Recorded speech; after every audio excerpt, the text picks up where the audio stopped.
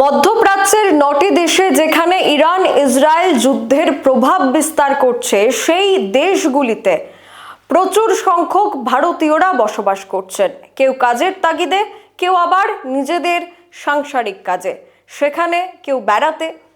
এমন প্রচুর সংখ্যায় লোক এই মধ্যপ্রাচ্যের 9টি দেশে রয়েছেন।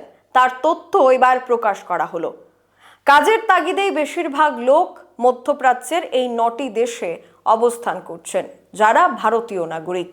এবং তাদের বর্তমান অবস্থা কি রয়েছে, তারা সেখানে কতটা নিরাপদভাবে রয়েছে, সেই সমস্ত দিক দেখছে বিদেশ মন্ত্রক বলে দাবি। তবে যে সংখ্যাটা ইতিমধ্যে বেরিয়ে এসছে, তাতে করে বিষয়টা অনেকটাই আশঙ্কাজনক। তার কারণ প্রায় কোটি কোটি ভারতীয়রা এই মধ্যপ্রাচ্যের 9টি দেশে, সৌদি আরব, কাতার সহ, সৌদি আরব সহ, কুয়েত সহ আরো বিভিন্ন দেশে তারা বসবাস করছেন। সেই রিপোর্ট দেখে নেব এক ঝলক।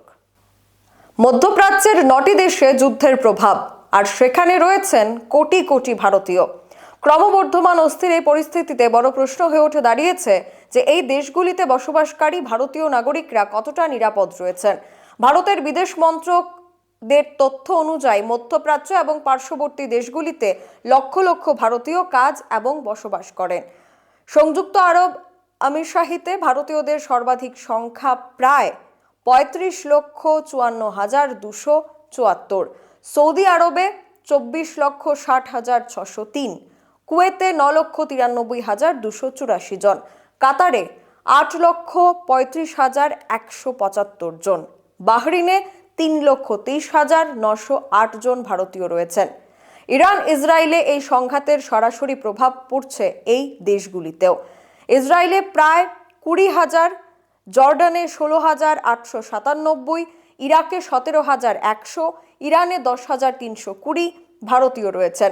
পাশাপাশি ওমানে 6,84,771, লেবাননে 3,000, মিশরে 3,141, ইয়েমেনে 700 এবং সিরিয়ায় 97 এবং ফিলিস্তিনে 11 জন ভারতীয় নাগরিকদের উপস্থিতি রয়েছে।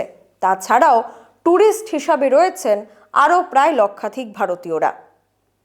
ইতিমধ্যে বিভিন্ন জায়গা থেকে ভারতীয়দের রেস্কিউ করার চেষ্টা চলছে, বা ভারতীয়রা সৌদি আরব হয়ে বিভিন্ন দেশ থেকে সৌদি আরবের যে বিভিন্ন বিমান ক্যান্সেল করে দেওয়া হয়েছিল, সেগুলি আবার 5 তারিখের পর থেকে চালু করা হয় এবং তার মাধ্যমে কিন্তু তারা আবারও ভারতে ফিরতে পারেন। অর্থাৎ এই কোটি কোটি ভারতীয়রা যারা এই মধ্যপ্রাচ্যের দেশগুলিতে বাস করছেন, তাদের নিরাপত্তা কতটুকু দেখছে বিদেশ মন্ত্রক, সেটাই দেখার।